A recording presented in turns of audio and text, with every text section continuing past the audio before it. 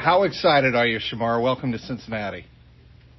Man, thank you. I'm super excited. You know, this has been a dream of mine since for as long as I can remember. You know, it's a great blessing to be here. God put me in this position, man. I'm so blessed. Did you have any indication it would be the Bengals, or was this a surprise? Kind of like once it got past a couple certain teams, I'm like, okay, yeah, this is where I'm gonna go.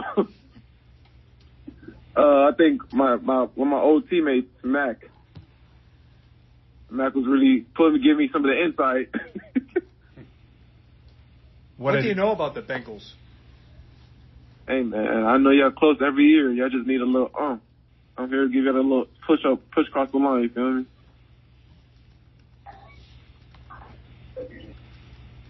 What do you think what about your game translates the best to the NFL, do you think, Shemar? My power rushes, setting everything up with power. I mean, y'all had the leading sack rusher last year, and all he did was power. So, you know, it translates pretty seamlessly as long as I get the technique down. Did you ever watch him on tape at all, along with any other? Oh, yeah, I definitely watch him on tape. He just keeps going. Like, he doesn't stop. Like, he's just so powerful. He flat at people if they're not ready for his power rushes.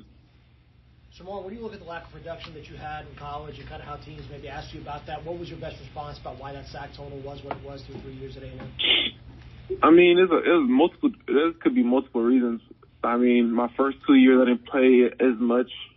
In this past year, I mean, I was getting there, but at the same time, you know, it's just technical things along the way to the quarterback that I just need to refine. And of course, just wrapping up on the quarterback once I get there, you know, it's not like I can't get there. I led my team in pressures, and we also had the best D-line in the SEC, I feel like, in my opinion. So it's just minor technical difficulties on my end. What's the best way to kind of get that between now and the start of the season, you think, to kind of making sure you're as technical as possible to get on the field as much as possible that first season? Man, I'm going to come in there and work my tail off. Me and Trey Henderson, he going to be my best buddy because I'm going to be under his tail. Shemar, do you think tackling is an area that you're hoping to improve here in Cincinnati? I feel like I didn't really miss that much tackles last year. Maybe missed like 3 or 4. Shemar, I know you. Sorry, good. I just feel like it's just certain things. It's just the main reason why I miss tackles is when I leave my feet. That's what I need. That's the main thing I need to fix, to stop leaving my feet and just run through contact and trust in my speed. Shemar, I know you wind up sometimes inside at tackle. Did the Bengals talk to you about maybe doing that on pass rush downs? Did they get to that point and talking to you about that? It's funny, I never talked to the Bengals. What do you mean? Like I didn't talk to them. Like no 30 visit, and I don't recall having a meeting with Shaw at the combine. Did Elko kind of talk? Golden told us that he talked to Mike a little bit.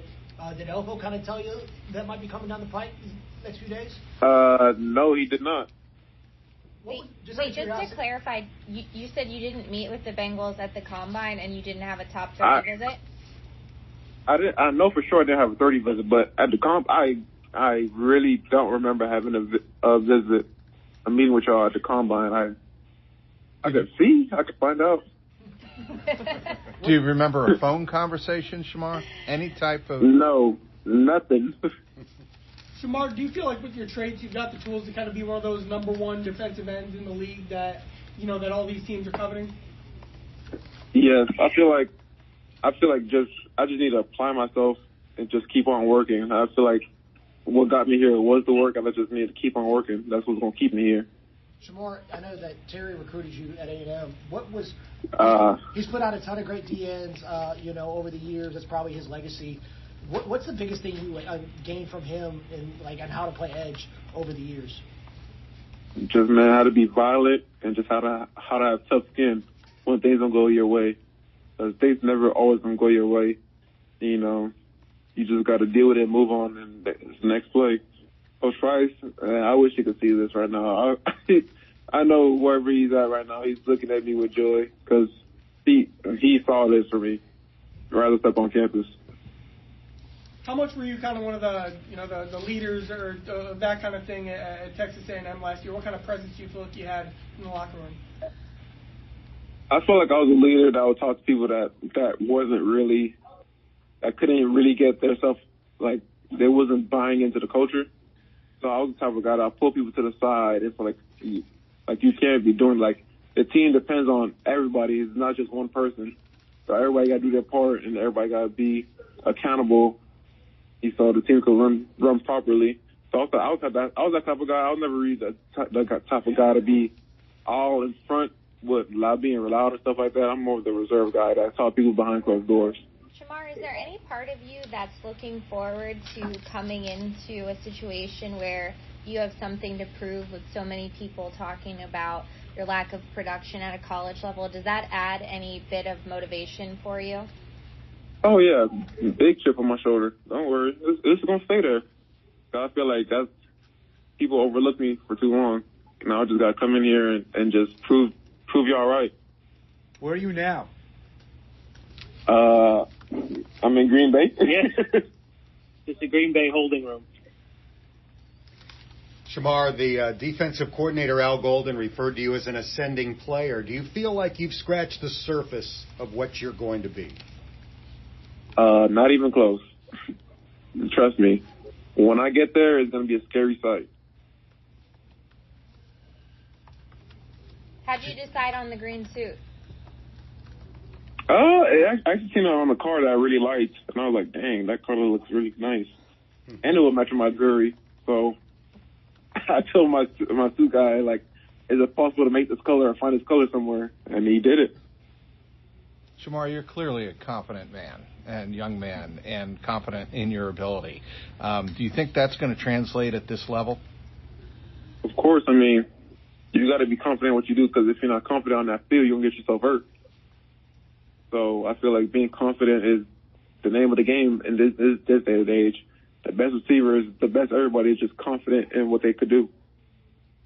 Describe tonight being around the best players in college football from last year and, waiting for this moment.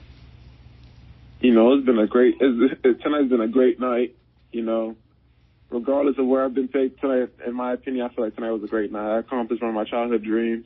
All the guys were very positive for each other. Everybody cheering each other on, whether they've been picked or not. So just good vibes all around. So where did you sense you would go? Did you think you'd go 13, 12, or 20? Dallas, if I was honest with you. What'd you say? I really thought I was going to Dallas. Mm-hmm. Oh. Why'd you think that? I mean, I had a great meeting with Coach Jerry Jones. The D-line coach texted me a couple of days out, say, hey, he want to talk. He want to get on the phone with my dad. He proceeds to reach out to my dad, talking about how much he loves me.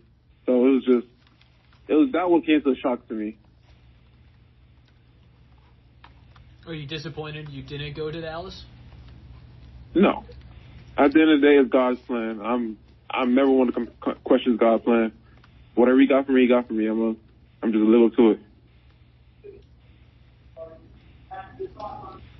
Congratulations. Thank you. Thank you. Welcome again. Look forward to meeting you tomorrow. Thank you very much. Okay, take care. Thank you.